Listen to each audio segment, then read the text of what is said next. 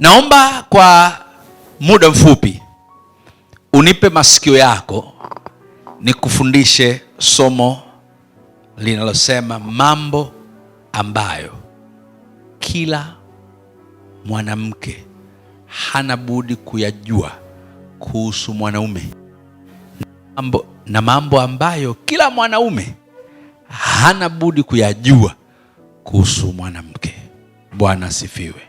Hana budi maana yake you do not have excuse, lazima uyajue.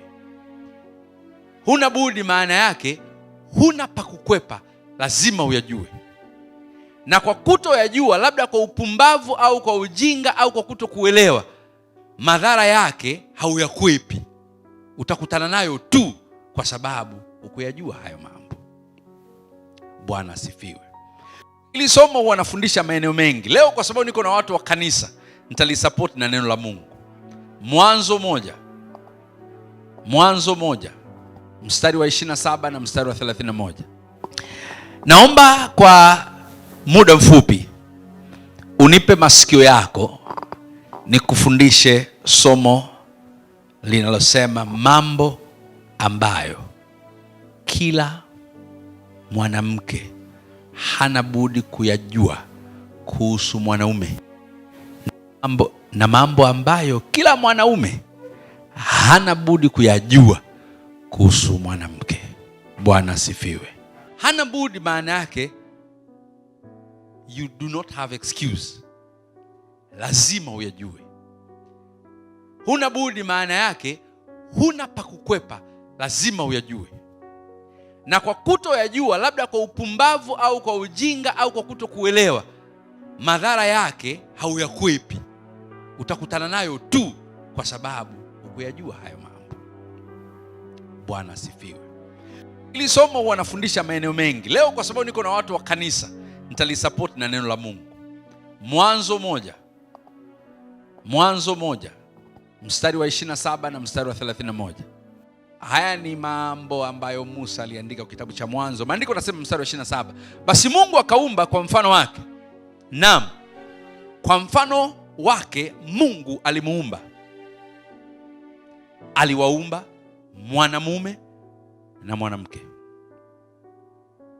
33, Mungu akaona kila kitu alichokifanya kuwa ni chema kabisa. Ikawa jioni, ikawa asubuhi, siku ya 6. Kwanza, kati ya vitu ambavyo natamani tusaidiane ni kwamba kwenye Biblia hakuna neno mwanaume. Mungu hakuwahi kuumba mwanaume. Mungu aliumba mwanamume. Wanawaambiaga watu wengi sana, mlee mtoto wako akiwa a boy, sababu tayari unamwandaa kuwa mume. Anaitwa mwanamume, sio mwanaume. Huu wanaume tumekuja ni Kiswahili kimeharibikia sehemu. Mungu alimuumba mwanamume. Bwana asifiwe. Kwenye kila kijana, kwenye kila mtoto wako wa kiume darasa la pili, mume yuko hapo. Sasa mstari wa 31 anasema Mungu akaona kila alichokifanya ni chema kabisa. Ikawa asubuhi, ikawa jioni, siku ya 6. Sasa swali linakuja, kama Mungu aliona kila alichofanya ni chema kabisa, yani maana yake everything that he has made is perfect. Ndio maana ni chema kabisa, yani sijakosea. Ni kwa nini kuna nyakati mume wako au mke wako anakuzingua, alafu unaona kama vile Mungu alimkosea huyu? Kwa nini afanye kitu kama hichi? Kwa nini nafika point anakuuzi mpaka unaona hivi aliumbwa juma ngapi? Aliumbwa weekend, aliumbwa usiku huyu? Kama Mungu aliona kila alichofanya ni chema, kwa nini nafika point tunatofautiana? Na tofauti nyingine ni za asili kabisa, yani kabisa, very natural difference. Kwa nini? Kama Mungu alisema kila alichofanya ni chema. Na ndio maana niko hapa kujibu. Kuna mambo ambayo kwa asili hayawezi kubadilika milele, yako katika uumbaji wa Mungu, ndivyo Mungu alivyotutengeneza, akayaweka yakawa tofauti kwenye maisha yetu. Na ndiyo maana kwa mambo hayo ni lazima Chris ayafahamu kwa Miriam, na Miriam ayafahamu kwa Chris, mchungaji ayafahamu kwa mke wake, na mke wake ayafahamu kwake. Kwa nini?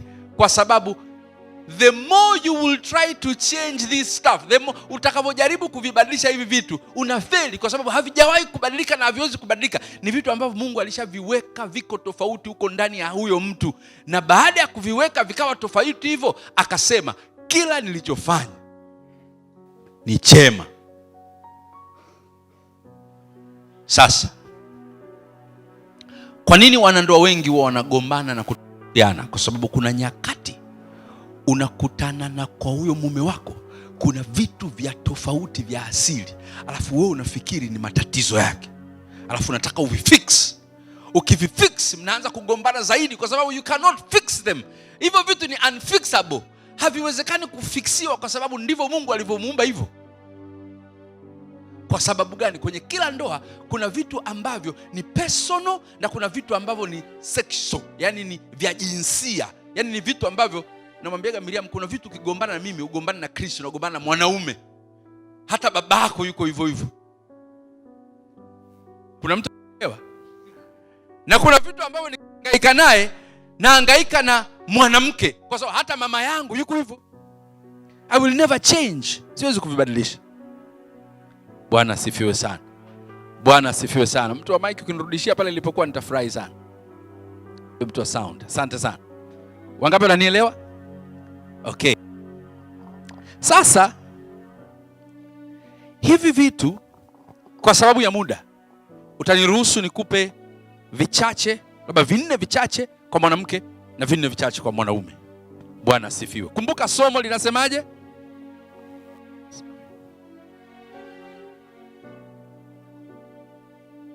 Sio ana wajibu, hana budi. Ukisema ana wajibu, maana yake anaweza akafanya sometime, anaweza aka. Unajua wajibu hata kule ofisini kuna wajibu lakini unakwepa. Bwana asifiwe. Bwana Yesu asifiwe. Amen.